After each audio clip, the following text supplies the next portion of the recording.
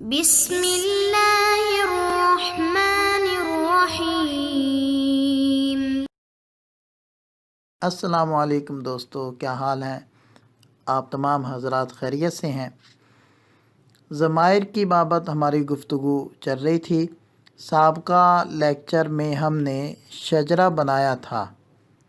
میں اس کا خلاصہ عرض کر دیتا ہوں کہ ہم نے سب سے پہلے ضمائر کی دو قسمیں بنائی تھی، ضمائر منفصلہ اور ضمائر متصلہ۔ ضمائر ضمیر کی جمع ہے اور اس کا معنی اور تعارف پہلے گزر چکا ہے کہ ضمیر وہ اسم ہے جو چھپے ہوئے اسم کی ترجمانی کرے، یا یوں کہہ لیں کہ ضمیر وہ اسم معرفہ ہے جس کے ذریعے غائب، حاضر یا متکلم پر دلالت ہو۔ اور یہ ضمائر یا تو فعل سے جڑی ہوئی ہوں گی یا فعل سے الگ ہوں گی۔ اگر فعل سے الگ ہوں تو ان کو کہتے ہیں منفصلہ۔ منفصلہ انفصال سے بنا ہے اور اس کا معنی ہے جدا ہونا۔ اور اگر وہ ضمائر فعل سے جڑی ہوں تو ان کو کہتے ہیں ضمائر متصلہ۔ یہ متصلہ اتصال سے بنا ہے اور اس کا معنی ہے ملنا یا جڑنا۔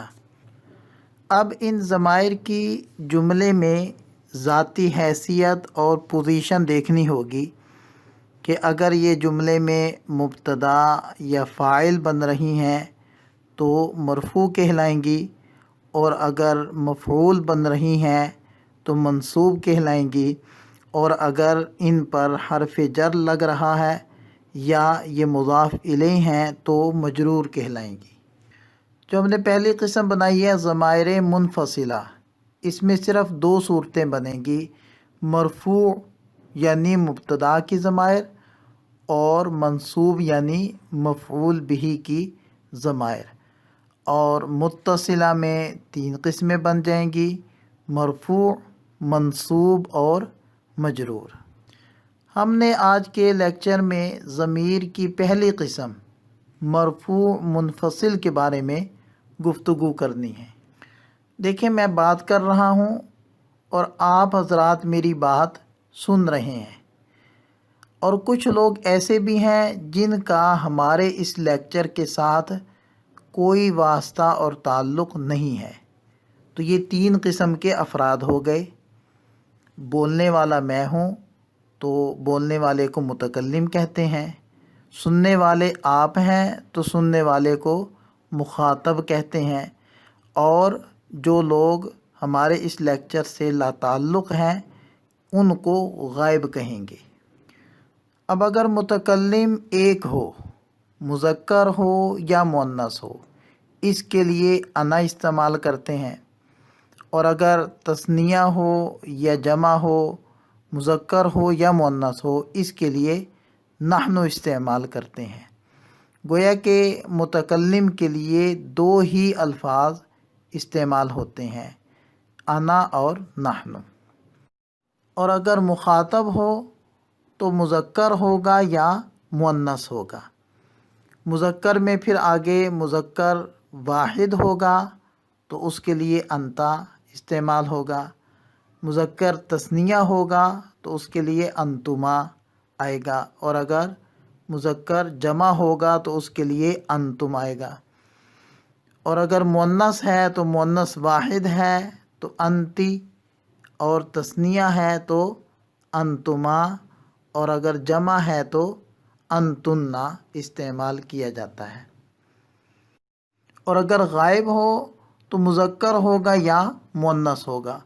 مذکر واحد کے لیے ہوا استعمال کرتے ہیں، مذکر تثنیہ کے لیے ہما، اور مذکر جمع کے لیے ہم۔ ایسے ہی مؤنث واحد کے لیے ہیا، اور تثنیہ کے لیے ہما، اور جمع کے لیے ہننا کی ضمیر کو استعمال کرتے ہیں۔ اور چونکہ یہ ضمائر مبتدا بنتی ہیں اس لیے ہم چند امثلہ دیکھتے ہیں۔ انا مجتہد یا مجتہدۃ، نحن مجتہدان یا مجتہدتانی یا مجتہدونا اور مجتہداتن، یہ ان میں سے کسی ایک خبر کو بھی اگر آپ لگا دیں گے، چونکہ نحنو کے اندر کئی صیغوں کا احتمال ہے، تثنیہ مذکر یا تثنیہ مؤنث، جمع مذکر یا جمع مؤنث، تو جو موقع پر مراد ہو تو اس کے مطابق خبر کو تثنیہ یا جمع مذکر یا مؤنث لایا جا سکتا ہے۔ مخاطب کے ضمائر میں خبر اس طریقے سے بنے گی، انتا مجتہدن، انتما مجتہدانی، انتم مجتہدون، انتی مجتہدتن، انتما مجتہدتانی اور انتن مجتہداتن۔ غائب کی ضمائر میں دیکھیں، ہوا مجتہدن، ہما مجتہدانی، ہم مجتہدون، ہیا مجتہدتن، ہما مجتہدتانی، ہن مجتہداتن۔ ان کی ترکیب بھی بالکل واضح ہے کہ آپ ضمیر کو بنا دیں مبتدا اور بعد والے اسم کو خبر بنا دیں۔ آپ ان ضمائر کو اور اچھے طریقے سے یاد کرنے کے لیے ہاتھ کے اشاروں کی مدد بھی لے سکتے ہیں۔ مثلا آپ دائیں ہاتھ کو متعین کر لیں مذکر کے لیے اور بائیں ہاتھ کو متعین کر لیں مؤنث کے لیے۔ متکلم کے لیے آپ نے اپنی ذات کی طرف اشارہ کرنا ہے، مخاطب کے لیے سامنے اشارہ کرنا ہے، اور غائب کے لیے آپ نے دائیں اور بائیں اپنے ہاتھوں کو پھیلا کر اس سے اشارہ کرنا ہے۔ سب سے پہلے متکلم کے لیے دائیں ہاتھ سے ایک انگلی سے اشارہ کریں اور کہیں انا، اور دائیں ہاتھ کی تمام انگلیوں سے اشارہ کریں اور کہیں نحنو۔ پھر ایسے ہی بائیں ہاتھ کی ایک انگلی سے اپنی ذات کی طرف اشارہ کریں اور کہیں انا، اور بائیں ہاتھ کی تمام انگلیوں سے اپنی طرف اشارہ کر کے کہیں نحنو۔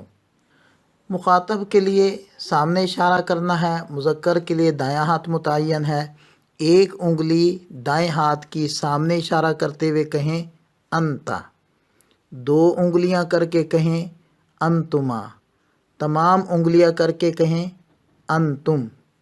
پھر بائیں ہاتھ کی ایک انگلی سے اشارہ سامنے کریں انتی، دو انگلیاں کریں انتما، تمام انگلیاں کریں انتن۔